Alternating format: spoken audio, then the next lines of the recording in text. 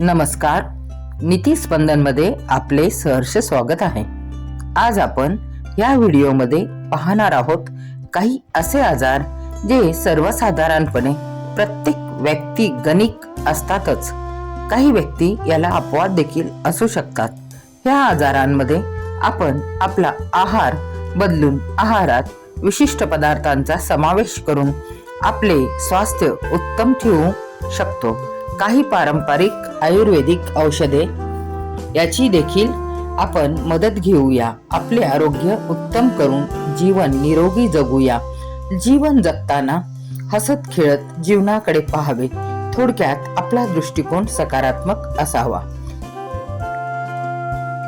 जर तुम्हाला मूत्रपिंडाचा त्रास असेल तर काही दिवस सातत्याने गहू व हरभरे उकळून त्याचे पाणी गाळून प्या. मूत्राशय व मूत्रपिंडातील खडे, पथरी निघून जातात. अशक्तपणा कमी जाणवतो. आपण जर ॲनिमियाने त्रस्त असाल तर याविषयी पाहूया. हा वास्तविक एक कॉमन झालेला आजार आहे. आपल्या चुकीच्या खाण्यापिण्याच्या पद्धतीमुळे आपणच आपल्याला करून घेतलेला आवडता त्रास. ॲनिमिया म्हणजेच रक्त कमी असणे इत्यादी समस्यांमध्ये पालक, मेथी, बीटरूट, वाटाणा इत्यादी भाज्या आपण खाव्यात. शरीरात आयरन, फोलेट वाढते व ॲनिमियाची कमतरता किंवा जो आजार रक्त कमी असण्याचा तो दूर होतो.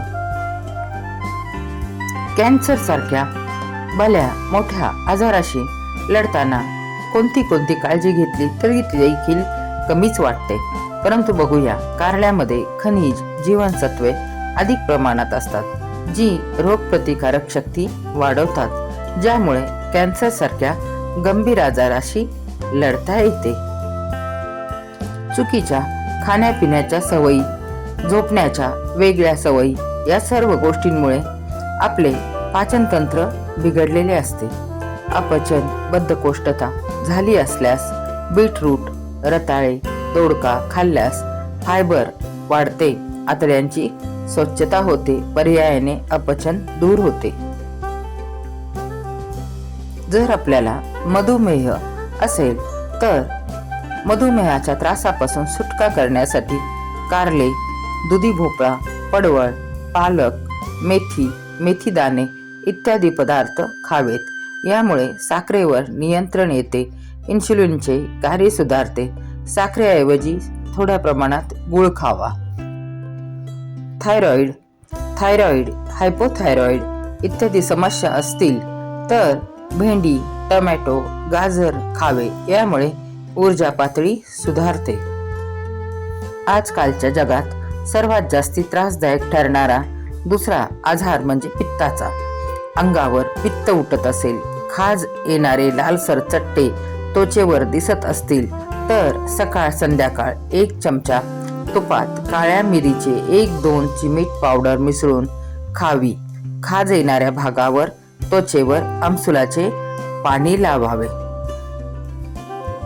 किडनी स्टोन झाल्यास दुधी भोपळा, टरबूज ह्या भाज्या खाल्ल्याने लघवीचा फ्लो वाढतो, वेदना कमी होतात. किडनी स्टोन आपोआप शरीरातून बाहेर निघण्यास मदत होते. सर्वत्र सहजपणे वाढणारी वनस्पती म्हणजेच पानफुटीची झाडं. याचे पान अनुशापोटी खाल्ल्याने देखील किडनी स्टोन मध्ये आराम मिळतो. किडनी स्टोन विरघळायला सुरुवात होते.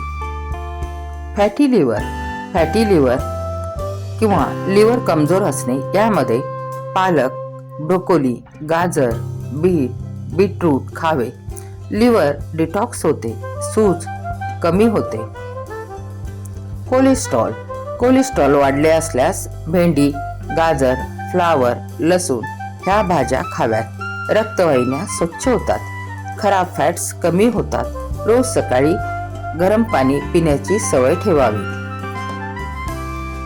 रक्तदाब, हायपरटेन्शन, बीपी, हायपरटेन्शनचा त्रास असेल तर यामध्ये बीटरूट, टमाटर, पालक, रताळे इत्यादी खावेत.